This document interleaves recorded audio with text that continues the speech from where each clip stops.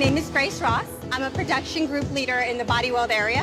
When I started back in 2006, I kind of shied away from some of the tougher jobs, but I was fortunate enough that I had a management team that treated me not as a female team member, but as a team member. After I gave myself the chance to try, I was actually one of the better team members in my area, and I was proud to say that. I am Inga Braithwaite, Assembly Trim Manager. The women at this plant have a sense of pride. We're excited, we're not intimidated by the truck, we're not intimidated by the environment because we know we're contributing to the environment. We're contributing to the product and the problem solving. My name is Diana Maldonado. I'm a body weld specialist here at TMMTX. I've been here for 2.5 years. This is where I just fell in love with engineering.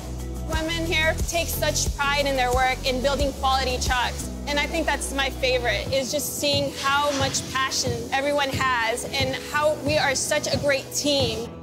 I think we look beyond the truck and we focus on the teamwork. And we work together. Every vehicle that comes down the line, we treat it with a special care and concern because we have our customers, their family and their friends and their loved ones in mind. And I wish people knew the level of detail we put into every vehicle. Here at Toyota, we build a product, but we care about the people.